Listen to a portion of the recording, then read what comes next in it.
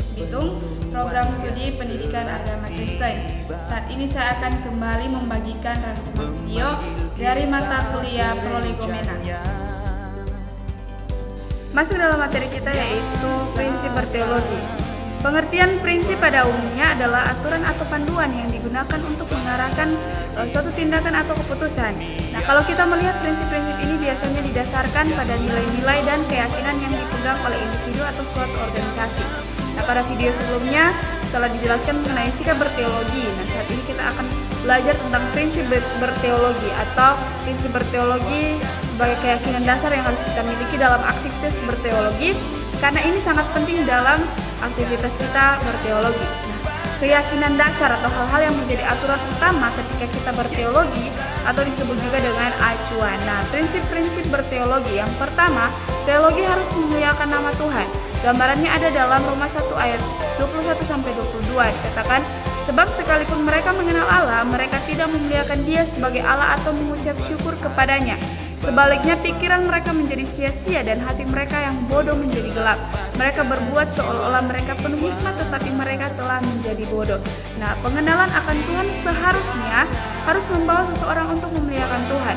Nah, yang kedua, teologi harus bersumber dan berdasarkan Alkitab. Kita bisa lihat dalam Galatia 1 ayat 6 sampai yang ke-8. Nah, kita bisa menggunakan buku teologi sebagai referensi tambahan, dan yang utama harus kita pastikan adalah Alkitab yang harus menjadi dasar dan patokan kita dalam kita berteologi. Yang ketiga yaitu membangun keintiman dengan Tuhan. Kita bisa lihat dalam Yesaya 55 ayatnya yang ke-6. Nah, ketika Tuhan sudah memberi anugerah atau imanan untuk menjumpai kita, maka kesempatan ini harus kita pakai untuk membangun hubungan yang intim dengan Tuhan. Nah, kemudian yang selanjutnya di mana di dalam poin yang keempat, berteologi harus memiliki pikiran yang rohani. Ya, kita harus berpikir seperti apa yang Yesus pikirkan. Pikiran-pikiran yang melampaui kebiasaan-kebiasaan berpikir dunia. Karena pengetahuan teologi itu bersifat metakognitif atau supralogika. Kita bisa lihat dalam 1 Korintus 2 ayat 14. Kita perlu untuk selalu memiliki pikiran-pikiran yang rohani. Nah, berteologi kita harus melampaui, maksudnya adalah kemampuan berpikir kita itu harus senantiasa di-upgrade sesuai dengan kebenaran firman Tuhan.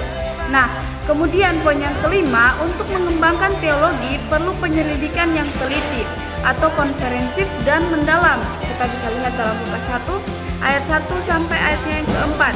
Kemudian poin yang keenam, teologi itu harus berguna bagi kepentingan pelayanan. Nah, teologi bukan hanya untuk kepentingan intelektual saja, tetapi juga dalam kepentingan pelayanan. Jadi, dalam pelayanan itu sangat diperlukan teologi. Nah, gambarannya kita bisa lihat dalam 1 Petrus 3 ayat 15, berkata bahwa tetapi kuduskanlah Kristus di dalam hatimu sebagai Tuhan, dan siap sedialah pada segala waktu untuk memberi pertanggungjawab kepada tiap-tiap orang yang meminta pertanggungan jawab dari kamu tentang pengharapan yang ada padamu, tetapi haruslah dengan lemah lembut dan hormat. Nah, karena itu perlu sekali kita untuk senantiasa mengupayakan teologi yang praktis atau dapat diterapkan, kontekstual atau sesuai dengan kondisi dan keadaan, kontemporer sesuai dengan kekinian atau zaman. Teologi bukan hanya untuk menunjukkan kegagahan kita atau gaya-gayaan saja, tetapi harus berguna terutama dalam pelayanan kita sebagai umat-umat Kristen. Nah, yang ketujuh, poin yang ketujuh prinsip berteologi adalah semua kegiatan penelitian teologi harus dipimpin oleh Roh Kudus.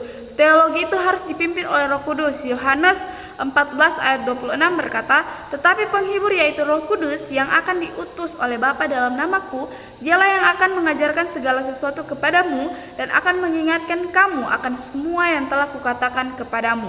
Semua kegiatan berteologi tentunya harus dipimpin oleh Roh Kudus, karena tanpa Roh Kudus maka tidak akan ada pengertian dalam diri kita dan kita tidak akan melakukan teologi atau aktivitas teologi dengan benar. Nah, demikian materi yang dapat saya sampaikan bagi kita semua. Semoga bermanfaat bagi kita dan Tuhan Yesus memberkati.